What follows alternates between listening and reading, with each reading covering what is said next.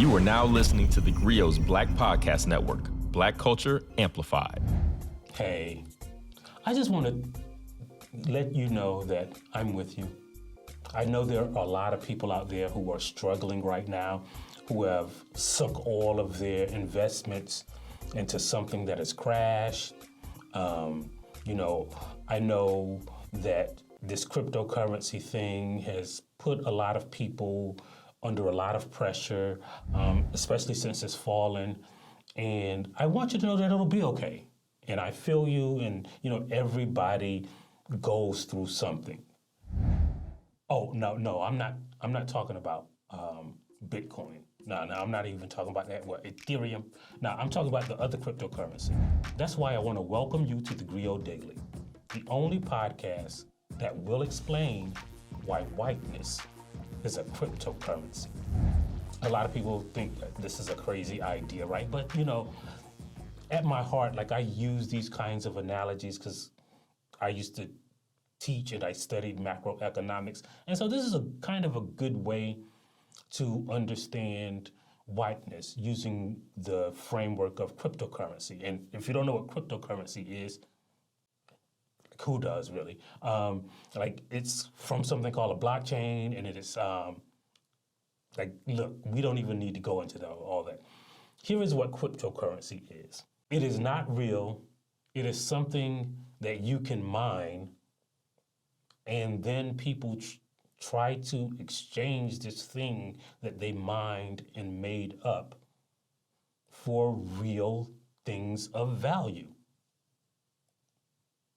And for a long time, everyone thought that it was this thing that people had made up, had some kind of value, that it would grow in value, that one day everybody would have this thing and it would be valuable. Everybody who had this cryptocurrency we call whiteness would be able to live on it forever if you invested in it. If you invested in whiteness, you probably thought, hey man, I got it made. Because you thought it would grow in value. And that's part of the reason why we're having so much pushback over wokeness. Woke infects something, it spreads its tentacles. We are seeing a woke ideology spread like a disease. The wokeness is very potent. This woke mindset virus. The wokeness, this is all we should be talking about. What they mean when they say wokeness is stuff black people like, right? What they mean when they say wokeness is stuff that disagrees with the current conservative, anti-black political ideology. What they mean when they say wokeness is the devaluation of whiteness as a currency. What they mean when they say wokeness is we want you to stay asleep. And that's why you have to understand that whiteness doesn't mean anything. It is something that people made up. And we've gone through this on this podcast before, but people always say, well, racism existed in every society. Well, yeah, because so when you think about the etymology of the word race, it was used way back, even in Shakespeare's time, right? As a kind of thing, right? So Shakespeare writes about a race of wine, right? A kind of wine. You got races of wine, white wine, red wine. I don't know a lot about wine. Merlot, Mad Dog is my favorite race of wine. I used to drink Red Dagger, but nah, they don't even sell it anymore. But I don't know, you probably drink Bartles and James. But race was always a kind of thing. And then there were groups of people who considered their nationality as a race. So the Greeks would fight the Romans because the Roman race was superior. The Chinese fought the Japanese because the Japanese race was superior. That's part of the lead up to World War II was the Japanese race and their superiority.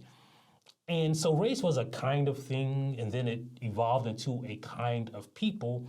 And then when the world, Europe, discovered that they could enslave black people and carry them across the world to another continent and get them to work for free, those lazy people had an idea. What would differentiate all of those different tribes, all of those different kingdoms, all of those different nationalities in Africa from the different tribes and nationalities and ethnicities in Europe? Well, somebody had an idea. There was no longer Greeks and Romans and French and English people. They put them under one category, white.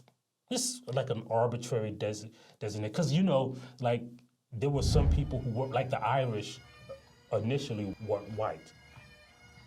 And to become white, you had to kind of get exchanged for the value of whiteness. You had to adopt white values. You had to assimilate.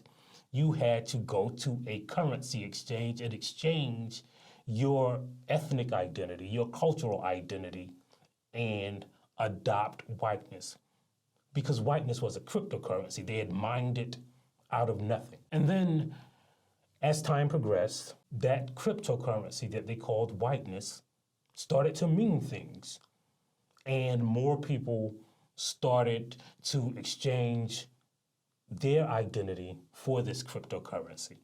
The Italians, when they came to America, they weren't considered white. And then they went to that money exchange and got them some cryptocurrency too. They invested in the cryptocurrency of whiteness. Same thing with the Jewish people, right? In America, Jewish people are still, ostracized, they're still oppressed, but they were able to get some of that cryptocurrency, right? And everybody got that cryptocurrency and invested in it, and it started to grow. Like even after slavery, right? They managed to buy some Jim Crow with some of that white Bitcoin, and then they got some more whiteness cryptocurrency, and they used it for redlining, and they because you can invest in cryptocurrency in real estate, and then they bought some unequal schools with that cryptocurrency. So now it was in the tax system, right? And they expanded that tax system into the political system. So they used that white cryptocurrency to buy votes, right? Like you could buy your way into democracy with whiteness as your cryptocurrency. You could vote, you could go to school, you could run for political office. As long as you had this cryptocurrency, man, I mean, it was more valuable than the dollar, and it was growing, right? And then in 1929, the entire actual system of money crashed in America, but they still had that cryptocurrency. And so President Franklin Delano Roosevelt said, well, I mean, if we ain't got no money, we still got whiteness. And he created a program called the New Deal. And he built suburbs, and he used it to give people mortgages and loans. He gave it to farmers, but you could only exchange that social currency that the government was offering for whiteness, because black people were left out of the New Deal. I mean, black people weren't included in those suburbs. Black people were redlined. Black people weren't allowed in the Workers' Project, right? You had to have that cryptocurrency to buy in and be part of the New Deal. Because whiteness is a cryptocurrency. They mined it out of nothing. And even after the New Deal, right? Like, whiteness was still valuable. It was so valuable that you could steal black people's money, right? Like, that's what segregation was, right? Because black people were paying taxes, and their children couldn't go to the schools that they paid for because they didn't have that cryptocurrency. And then even the bravest, strongest black people in the world, they would fight for this country and come back. But because they didn't have that whiteness cryptocurrency, they couldn't get the GI Bill. They couldn't attend college. They were paying for it. They had fought for this country. They had been brave, but they didn't have that cryptocurrency. And that's why whiteness is something not just that people made up, but it has value. And that's why we've seen all this pushback today, because the cryptocurrency of whiteness is declining in value. And that's why we got to let it crash. That's why we got to subscribe to this podcast. That's why you got to tell a friend about it. And that's why you got to download that GRIO app. And it's also why we always leave you with a black saying. And today's black saying comes from one of the greatest cryptocurrency advisors of all time. He's really a financial advisor. And it says, money is the root of all evil, unless you're white. And then, dollar, dollar bill, y'all. We'll see you next time on the GRIO Daily. If you like what you heard, please give us a 5-star review, download the GRIO app, subscribe to the show, and share it with everyone you know. Please email all questions, suggestions, and compliments to podcast@thegrio.com.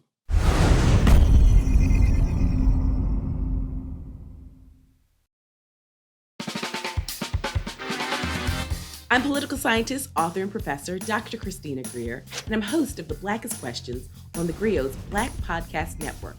This person invented ranch dressing around 1950. Who are they? I have no idea. This all began as an exclusive Black History trivia party at my home in Harlem with family and friends. And they got so popular, it seemed only right to share the fun with our GRIO listeners. Each week, we invite a familiar face on the podcast to play. What was the name of the person who was an enslaved chief cook for George Washington and later ran away to freedom? In 1868, this university was the first in the country to open a medical school that welcomed medical students of all races, genders, and social classes. What university was it? No, this is why I like doing stuff with you, because I leave educated. I was not taught this in Alabama public schools. Question number 3, you ready? Yes. Let me try Okay. to redeem myself. How did we go from Kwanzaa to like these obscure? sport, darling. This is like the New York Times crossword from a Monday to a Saturday. Right or wrong? Because all we care about is the journey and having some fun while we do it. I'm excited and also a little nervous. Oh, listen, no need to be nervous. And as I tell all of my guests, this is an opportunity for us to educate ourselves, because Black history is American history. So we're just gonna have some fun. Listen, some people get 0 out of 5, some people get 5 out of 5. It doesn't matter. We're just gonna be on a little intellectual journey together. LaToya Cantrell? That's right, Mayor LaToya Cantrell. Hercules Posey. Born in 1754, and he was a member of the Mount Vernon slave community, widely admired for his culinary skills. I'm going to guess Afro-punk. Close. It's Afro Nation. So Never last heard of year, that. according to my research, it's Samuel Wilson, aka Falcon. Wrong. Wrong. I am disputing this. I'm very 99.9999 sure that it is Representative John Lewis, who is also from the state of Alabama. That lets you know, Christina, we got some goodness come out of Alabama. There's something in the water in Alabama, and you are absolutely correct. The harder they come. Close. Oh, wait. The harder they fall? That's right. I'm one of those people that just changes one word. I mean, I know the song too well. I just don't know nothing today. It's I'm going to pour myself a little water while you tell me the answer. The answer is Seneca Village, which began in 1825 with the purchase of land by a trustee of the AME Zion Church. You know why games like this make me nervous? I don't know if I know enough black. Do I know enough? How black am I? Oh, my Lord. We gonna find out in public. So give us a follow, subscribe, and join us on the Blackest Questions.